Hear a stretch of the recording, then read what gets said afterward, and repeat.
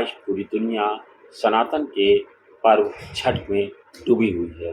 दुनिया के कई देशों में इस पर्व को मनाने वालों की संख्या अब धीरे-धीरे बढ़ती जा रही है। छठ एक ऐसा पर्व है जो हमारे तमाम सारे रीति-रिवाज़ों और आस्था के पर्व को जोड़ करके हमारी सनातन धर्म से जुड़ी हुई कहानियों को सीधे-सीधे जोड़ता है। छठ महापर्व केवल आस्था नहीं बल्कि दार्शनिक सूत्र है। सूर्य की ऊर्जा, जल की शुद्धता, पृथ्वी की सहनशीलता और स्त्री की मातृशक्ति का प्रतीक है। इन चारों के संगम से ही ये पर्व साकार होता है। व्रती जब गंगा या तालाब के जल में कमर तक डूबकर अस्तांचल सूर्य को अर्घ्य देती हैं तो वो केवल प्रकृति को नहीं बल्कि जीवन की हर अंश को प्रणाम कर रही होती है। वेदों में कहा गया है, सूर्य देवम सहस्त्रछाम प्रजापति मनुत्तमम्।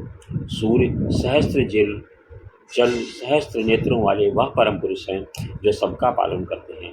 मतलब साफ है, छठ पर्व हिरण्यागर्भ से लेकर मानव के हृदय तक फैली उस ज्योति का उत्सव है जो कहती है कि जीवन सूर्य है और उसकी आराधना का पर्व ही आत्मा का उत्कर्ष है। उगते को नहीं, डूबते सूर्य को भी प्रणाम, यही जीवन का दरअसल पूर्ण दर्शन है। करिहा क्षमा छठी मैया, भूल चूक गलती हमार, ये केवल गीत नहीं, लोक मानव की आत्मा का स्वागत है।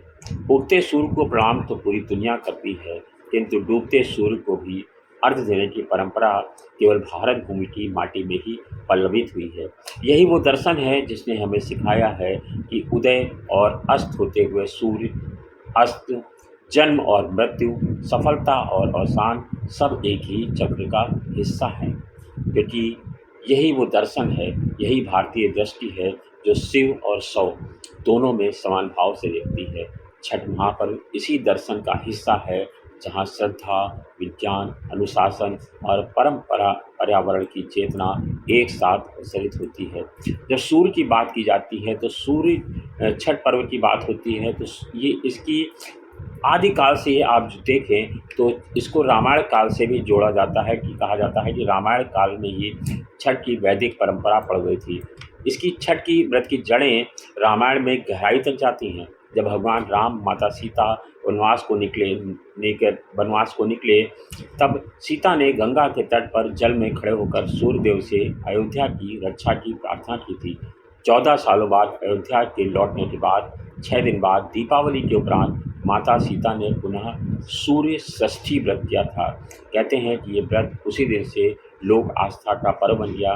कथा है कि इस व्रत के प्रभाव से ही उन्हें लव और कुश का आशीर्वाद मिला। नेपाल और बिहार के सीमावर्ती वाल्मीकि आश्रम में आज भी माना जाता है कि माता सीता ने वहीं सूर्य की पूजा की थी। इसीलिए छठ पर्व की परंपरा भारत नेपाल दोनों देशों में श्रद्धा और उत्साह के साथ मनाई जाती है। सिर्फ रामायण ही नहीं, महाभारत में भी कुंती और द्रौपदी की आस्था सूर्य उपासना से जुड़ी हुई है। महाभारत में भी सूर्य व्रत का उल्लेख मिलता है। माता कुंती ने ऋषि दुर्वासा के वरदान से सूर्यदेव का आवाहन किया और उनके आवाहन से कर्ण का जन्म हुआ। बाद में उन्होंने पांडवों पर संकट आने पर कमर तक जल में खड़े होकर सूर्यदेव की आराधना की। उन्हें पंचपुत्रों की रक्षा का वरदान मिला। द्रौपदी ने भी रक्षा का वरदान मांगा। द्रौपदी ने भी सूर्य उपासना से अक्षय पात्र लिया था, जिससे वनवास के दौरान उनके यहाँ भोजन कभी नहीं समाप्त हुआ। कथा है कि द्रौपदी ने रांची के नागड़ी गांव में सूर्य षष्ठी का व्रत किया था। ये वही स्थान है जहां आज भी झरने के पास छठ का लोक तीर्थ है।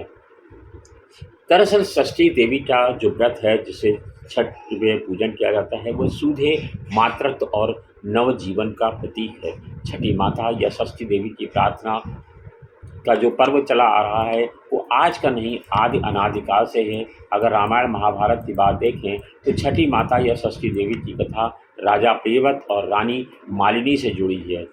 संतानहीनता के चलते राजा ने यज्ञ किया पर शिशु जो पैदा हुआ वो मृत पैदा हुआ। तब दुखी राजा ने प्रार्थना की, तब आकाश से देवी षष्ठी प्रकट हुई। उन्होंने मृत शिशु को जन्म दिया और कहा कि मैं प्रकृति की छटा का रूप हूँ जो संसार के सभी बच्चों की रक्षा करती है। राजा ने आवाज स्वरूप देवी की पूजा प्रारंभ की और तभी से कहते हैं ये षष्ठी व्रत का प्रचलन आरंभ हुआ है। लोक विश्वास है कि छठी माता नवजात बच्चों की रक्षा करती हैं और गर्भवती शिशुओं की संरक्षिका भी मानी जाती है। दरअसल सूर्य का प्राकट दिवस और छठ की वैज्ञानिक पृष्ठभूमि भी है। बक्सर क्षेत्र की मान्यता है कि ऋषि कश्यप और अदिति के आश्रम में कार्तिक शुक्ल पक्ष षष्ठी को सूर्य का जन्म हुआ था, इसीलिए ये व्रत सूर्य जन्म दिवस माना जाता है। छठ पर्व में सूर्योदय और सूर्यास्त दोनों की उपासना होती है। प्रातःकाल की पहली किरण उषा और संध्या की अंतिम किरण प्रत्युषा सूर्य की दो पत्नियां मानी गई हैं। छठ में इन दोनों को अर्घ्य देकर सूर्य के उदय और अस्त दोनों रूपों का अभिनंदन किया जाता है। ये दर्शन बताता है कि जीवन केवल उगने में नहीं, डूबने में भी पूर्णता पाता है। यही छठ की आत्मा है। सिर्फ विज्ञान के दृष्टिकोण से नहीं, वैदिक और पौराणिक ग्रंथों में भी सूर्य का स्थान सर्वोपरि माना गया है। ऋग्वेद, यजुर्वेद, अथर्ववेद, उपनिषद और ब्रह्मवर्त पुराण तक में सूर्य की महिमा का विस्तार मिलता है। निरुक्त के रचयिता यास्क ने सूर्य को स्थानीय देवताओं में प्रथम स्थान प्रदान किया है। उत्तर वैदिक काल में भी सूर्य का मानवीकरण हुआ। उन्हें रथ पर आरूढ़ 7 घोड़ों वाला देवता के रूप में देखा जाता है। आज भी आप देखते होंगे कि तमाम सारी ऐसी आपको तस्वीरें मिलती होंगी जहां सूर्य को बताया जाता है कि सूर्य का जो रथ है वो 7 घोड़ों पर सवार हुआ है, जो समय, दिशा और दिन रात के नियंता हैं। बाद में पौराणिक काल में भी सूर्य के अनेक मंदिर बने। कोणार्क मंदिर, मोढेरा, वाराणसी और औढ़ा नागनाथ जैसे तीर्थ आज भी सूर्य परंपरा के जीवित साक्षी हैं। काशी में भी छठ बहुत धूमधाम से मनाई जाती है, जहाँ से इसकी ज्योति फैली। कहा जाता है, ब्रह्मवर्त पुराण में लिखा है कि छठ पूजा का प्रारंभ वाराणसी से हुआ है। काशी खंड में भी कहा गया है कि यहीं से वैरम परंपरा बिहार, बंगाल और नेपाल तक पहुंची। काशी के घाटों पर गंगा आरती और छठ अर्घ्य का समन्वय बताता है कि यह शहर सूर्य उपासना का प्राचीनतम तीर्थ है। आज भी अस्सी घाट से लेकर के राजघाट जब तक डूबते सूरज को अर्घ्य दिया जाता है तो लगता है कि जैसे स्वयं वेदों की ऋचाएँ गूंज उठी हैं।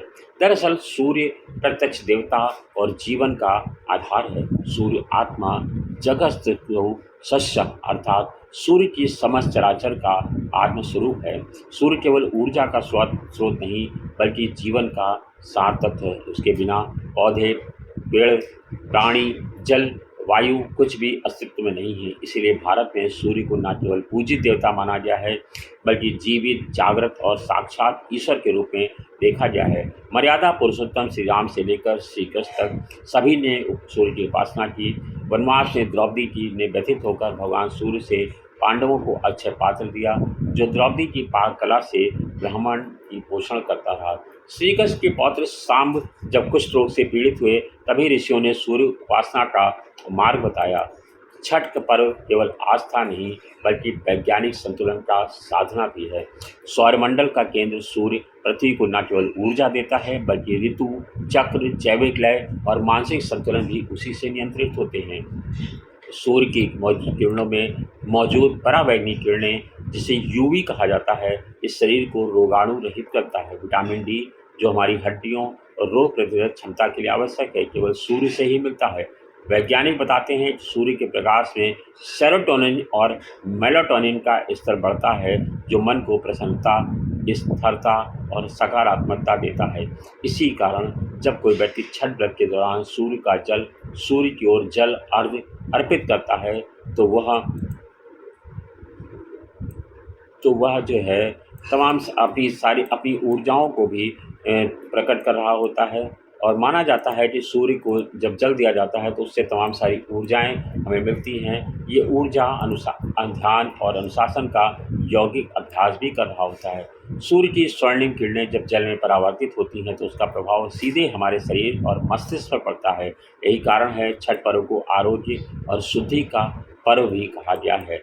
छठ पर्व की तमाम सारी कथाएं जुड़ी हुई हैं, जिससे तमाम सारे लोगों ने इसको जो है वैदिक युग से, रामायण युग से और तमाम सारे चीज़ों से जोड़ रखा है। आपको बता दें, छठ सूर्य में सृष्टि और सृष्टि में सूर्य। छठ इस बात की याद दिलाता है कि हम सब उसी सौर ऊर्जा के हिस्से हैं जिसका स्रोत एक है। ये पर्व हमें कृतज्ञ बनाता है, संयम सिखाता है और जीवन के संतुलन की प्रेरणा देता है। जब रति अस्त होते सूर्य को अर्घ्य देती हैं तो वो केवल सूर्य को नहीं बल्कि अपने जीवन की हर अवसान को भी सम्मान देती हैं, क्योंकि हर रात के बाद एक नया प्रभात आता है। अंततः छठ केवल पूजा नहीं है बल्कि जीवन के प्रति कृतज्ञता, श्रम के प्रति श्रद्धा और प्रकृति के प्रति प्रेम की पुनर्पुष्टि है। सूर्य के प्रकाश से ही सृष्टि चलती है और छठ उसी प्रकाश के प्रति मानव की सबसे सुंदर और सबसे पवित्र वंदना भी है। वेदों में कहा गया है कि सूर्य आत्मा जगस्तु चचे, अर्थात सूर्य ही चराचर का आत्मस्वरूप है। सूर्य केवल ऊर्जा नहीं, प्राण है, चेतना है, समय है और दिन के आरंभ का संकेत देता है। ऋतु चक्र को गति देता है, पृथ्वी को जीवन देता है। उसके बिना न वायु बहती है, न जल बहता है, न जीवन बसता है। इसीलिए भारत ने उसे देवता नहीं, जीवन का पालक माना। मर्यादा पुरुषोत्तम श्री राम ने आदित्य हृदय स्रोत से सूर्य का ध्यान किया। भगवान कृष्ण के पुत्र सौम्य ने सूर्य उपासना से कुष्ठ रोग से मुक्ति पाई और अर्जुन ने द्रौपदी की पीड़ा मिटाने के लिए सूर्य ने ही अक्षय प्रार्थना दिया। सूर्य साक्षात है, प्रत्यक्ष है, जागृत देवता है। इसीलिए छठ में किसी पुरोहित, किसी कर्मकांड की जरूरत नहीं पड़ती है। बस मन की शुचिता चाहिए, जल की पवित्रता और विश्वास की गहराई। घाट पर उतरते हुए जब सैकड़ों महिलाएं एक साथ गाती हैं, कांचे ही बांस के बहंगिया बहकी लचकत गाए, तो लगता है जैसे गंगा की लहरें इस लहर में झूम रही हैं। यही है हमारे छठ की परंपरा और छठ की ताकत जो मैंने आपको बताई। और आज जब महिलाएं तमाम सारी चीज़ें इसके सामने झुक रही हैं, पूरी दुनिया उगते सूर्य को प्रणाम कर रही है, लेकिन केवल भारतवासी ऐसे हैं जो डूबते सूर्य की भी आराधना करते हैं। ये दर्शन हमें सिखाता है जो अस्त होता है वह भी आदरणीय है, क्योंकि हर अस्त सूर्य कल फिर उदित होने की संभावना का प्रतीक है। सुबह का तरुण सूर्य जीवन की ऊर्जा का प्रतीक है, तो संध्या का थका हारा सूर्य त्याग, अनुभव और समर्पण का प्रतीक है। उदय और अस्त का यह द्वंद्व ही जीवन का दरअसल पूर्णत्व है। यही भावना भारतीय संस्कृति को युन यांग से आगे संतुलन और समरसता के आदर्श तक ले जाती है। कहते हैं जब दुनिया उगते सूरज को सलाम करती है तो भारतीय सभ्यता डूबते सूरज को भी आगे सर झुकाती है। यही दृष्टि हमें सिखाती है कि जीवन का अवसान भी पवित्र है। जो सूर्य पूरे दिन ऊर्जा लुटाता है, शाम को जब थक कर अवस्तांचल की ओर बढ़ता है तो केवल थका हुआ नहीं बल्कि त्याग का प्रतीक बन जाता है। उदयमान सूर्य तरुणाई का और अस्त सूर्य अनुभव का प्रतीक है। एक ऊर्जा देता है, दूसरा शांति सिखाता है। छठ इसी द्वैत में संतुलन सिखाता है कि हर अवसान के पीछे एक उदय छिपा है। लोकगीत में छठी मैया की करुणा और कृपा दोनों झलकती हैं। छठी मैया तुहर महिमा अपरंपार, नंदी किनारे घाट बनवई हैं, अर्थ दिए सूर्य भगवान के। ये गीत केवल भक्ति नहीं, लोक संस्कृति का प्रतीक है। ऋग्वेद के प्रथम देवता से लेकर छठी मैया की लोक परंपरा तक सूर्य की ज्योति में सृष्टि, संकार और श्रद्धा का उजास दिखाया जा रहा है। लोक आस्था के इस पर्व में व्रत छठी माता का होता है, लेकिन आराधना सूर्य देव की होती है। सूर्य केवल एक खगोलीय पिंड नहीं, जीवन और चेतना के आदि स्रोत हैं। वो वैदिक काल के सबसे पहले देवता हैं जिनका स्मरण ऋग्वेद में मिलता है। ऋग्वेद का हिरण्यगर्भ और सृष्टि का स्वर्ण बीज। ऋग्वेद के दशम मंडल का हिरण्य बीज सूत्र कहता है, हिरण्यगर्भ समवर्ते ताग्रे भूतस्य जाता पतिरेट आसीत सदार पृथ्वी धामुतेम कस्मय देवाय हविषा विधिवे। अर्थात प्रारंभ में एक ही तेजस्वी सुनहरा पुरुष था, वही समस्त सृष्टि का अधिपति बना, जिससे स्वर्णगर्भ व दिव्य भंडार अंडाकार ऊर्जा सबसे ब्रह्मांड की उत्पत्ति हुई। यही व्याख्या आज की बिग बैंग थ्योरी है। इसीलिए कहा जाता है कि छठ पर्व बहुत ज़रूरी है हम सब के लिए। छठ हमें तमाम तरह की ऊर्जाएं भी देता है। आज जो लोग भी छठ का व्रत कर रहे हैं, सूर्य उपासना कर रहे हैं, मैं उन सबको अपनी ओर से और सरिता परिवार की ओर से बधाई और ढेर सारी शुभकामनाएँ देता हूँ कि छठ मैया उनके जीवन में उजास भरें और सूर्य की समस्त शक्तियों का प्रताप उनके जीवन तक पहुँचे। धन्यवाद, शुक्रिया।